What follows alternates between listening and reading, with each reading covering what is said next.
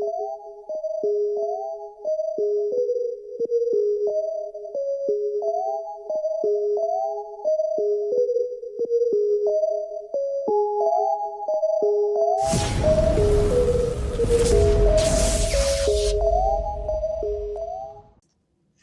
guys, Tinfoil Tactical coming right to you from Houston, Texas on this muggy day. This is my third attempt of making this video because I like to shoot everything in time lapse for some reason. But hey, we're going to do prepping 101 today. And I know what you're saying. Hey Justin, why are you wearing a plate carrier? Because hey, I gained a couple pounds over the holiday season and it just looks cool. So don't question my tactics, please. Anyways, getting into prepping 101. What is prepping? Why should we do it? And why is it important? Okay, let me get right into that. Back in the day, as a young preteen, I used to watch a lot of reality TV, which now we know is not reality TV. But they used to have a show on Discovery called Doomsday Preppers. And they used to be an intricate show about how these people developed underground bunkers with food storages, water storages, and they were preparing for the end of the world. And I thought that was cool as hell. Really, I thought it was like, I don't think the end of the world is coming, but it's cool to be prepared, right? Well, living in Houston, Texas, mind you, this is Hurricane Alley when it comes to disasters. We have at least one major hurricane per year. Don't quote me on those statistics, but at least one major hurricane per year that knocks Houston for a loop when it comes to regular day in, day out accessibility when it comes to food, water, and resources. Okay. Let me bring up a couple examples. 2008, Hurricane Ike didn't have electricity for 2 weeks, maybe even longer for some people. Okay. 2016, 2017, Hurricane Harvey. I was flooded in my house for a whole entire week. Okay. Let's move even sooner. 2020. Remember that ice storm that blew through Houston and Houston was frozen for a few weeks and even had brownouts after that? Okay. And then let's move even sooner to Hurricane Beryl, which actually came through last year through Houston, Texas, and actually knocked out my power for a whole entire week. Okay.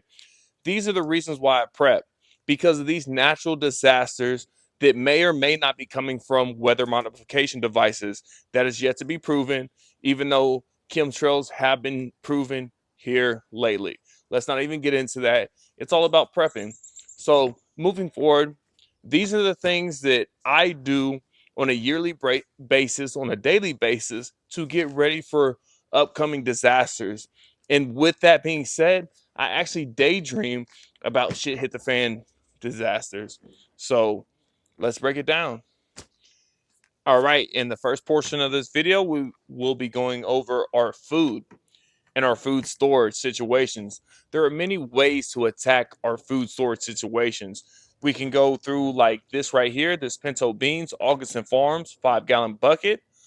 We could do this Mountain House, the individual meals, which this is the most expensive way to go about it, and I wouldn't advise it.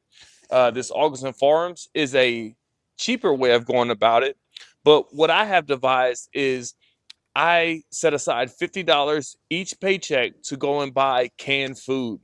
Okay, I think that's the cheapest way to go about it. You know, get the raviolis, get the spam, get the baked beans, all of that stuff, the chili, the corned beef hash, all of those calorie dense canned foods that will be good to eat up until 10 years. Which, when it gets to that point, I will circumvent and move out the old stuff and move new inventory. Those are the ways to go about getting your food storage items. And I think what a safe estimate should be for food and water should be 1 month storage of food and 1 month storage of water. Also, when it comes to cooking, I have this 2 burner propane stove with the propane canisters. This is very important when it comes to cooking because not only do you need the food, but also you need to heat it up. And with pretty much every house coming with electric stoves nowadays, it's essential that we get something that can work without electricity. Okay. Coming to the next segment, we'll be hopping into water storage. We first talked about food. Now we're going to talk about water storage. Water storage is very important.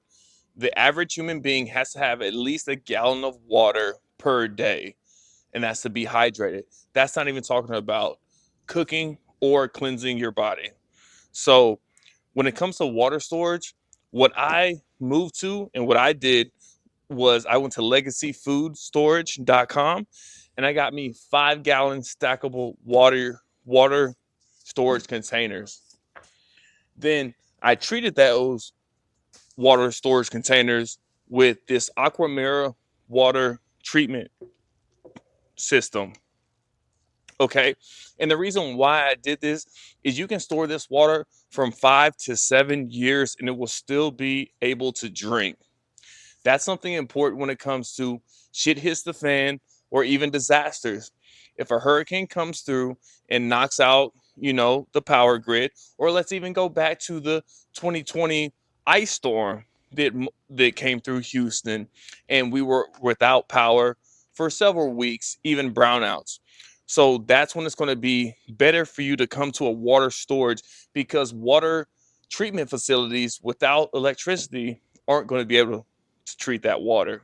Okay, another alternative will be this water bob, which you can put in inside your tub and put whatever's left that's coming out that faucet into this water containment system. And with that, that allows you before the lights actually turn totally off and the water treatment facility totally fails, you will be able to save some of your water. All right. Another category is lighting. Okay. We all need light, especially in these dark times. So there are several different ways you can go about getting your light. Okay. For sure, you should always be stocking emergency candles and then also some type of chargeable light or something with batteries. That means you will have to restock your batteries and keep up with that as well. It's all going to be a rotation, just kind of like your food storage as well. And also, you can't forget about multiple flashlights, okay? And also, lighters. Lighters are very important when it comes to prepping. Anytime you're trying to start a fire, lighting a candle, they can be very useful in a prepping situation, okay? With that being said, also, we have power banks. And actually, this is where I'm probably lacking in my prepping. Okay. I only have these two small power banks. Okay. There are different power banks you can have. Okay.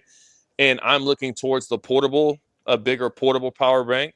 I'll probably put up something right here in editing. Okay. This is something like you would see like go out camping if you're trying to do like a prepping van or whatever type of situation. These portable power supplies can be very helpful, especially like someone like me who I don't own my home. I'm renting currently right now. And so getting something like a generator, which I would gladly love to have, is just not conducive when you're renting. Okay. And that's another thing when it comes to prepping.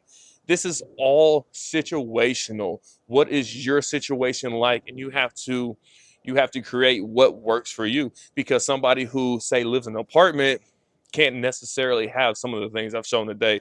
But don't worry about that. Like I said, this is prepping 101. This is just the starting point, giving you some ideas that you can turn into action. Now, next category we're going to go over is first aid. Okay. Of course, we have standard med packs that should have tourniquets, bandages, all of the necessary things to assist you if ever there's an emergency. You should have several of these. You should be stacking up on sterilizing agents such as peroxide and alcohol. This comes out of my $50 monthly uh, bill towards food storage. I always pick up, like I said, Neosporin, Band-Aids, peroxide, alcohol, all of those same things with that money that I set aside each month, okay? And not only with those med packs, but there's also training that goes into all of this stuff, okay? And that's one thing that makes this very important to me.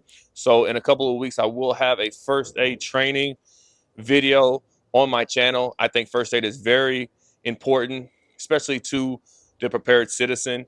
A lot of people like to, like I said, focus on the firearms, but first aid is just important. You're, like I said, you're more likely to die from an infection and shit hit the fan than a bullet wound or starvation or dehydration. So, first aid is really important. So, I will be bringing that training to this channel as well. Alrighty. Last but not least, our last category is going to be quality of life. And what do I mean by that? Now, since we've been in this technological age for so long, we forget what happens when the lights go out. Okay. Let's be honest. Let's be serious. Okay. I know we forget about this part of shit hits the fan, bugging in, all that type of scenarios.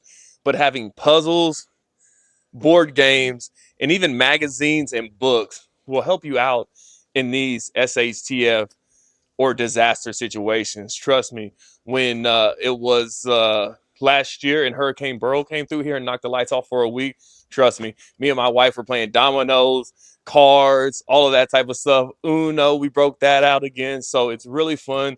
I know for me, a childhood memory to always play board games. We probably don't play as much as we should nowadays. But, anyways, I think that's one of the best things about these, the silver lining, because no disaster is good, don't get me wrong, but the silver lining is how you have to kind of almost go back in time.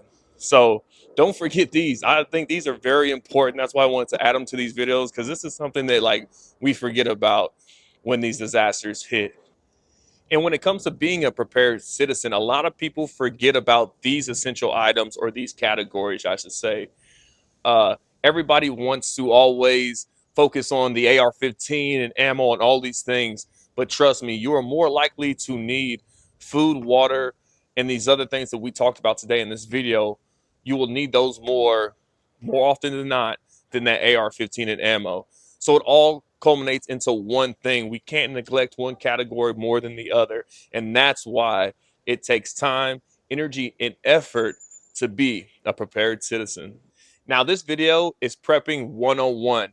There are so many more things that come with prepping that I will, of course, dive into with videos to come. This is just the intro class. Look out for more content in the prepping genre from this channel. But this is just your basics, okay? And also, another word that comes to mind when you're talking about prepping is the prepared citizen. And this is essential to being a prepared citizen. A few years ago, when Hurricane Milton came through the Appalachia, who was there to help those people? Not the government, not FEMA, not Red Cross, because trust me, I've dealt with those companies, and those companies are scams. It was your everyday neighbor who was helping you out, who was doing what they had to do to rebuild. So just keep that in mind when it comes to looking towards the future and being a prepared citizen and getting into prepping. Thank y'all so much for viewing my content. Please like, comment, and subscribe for more content.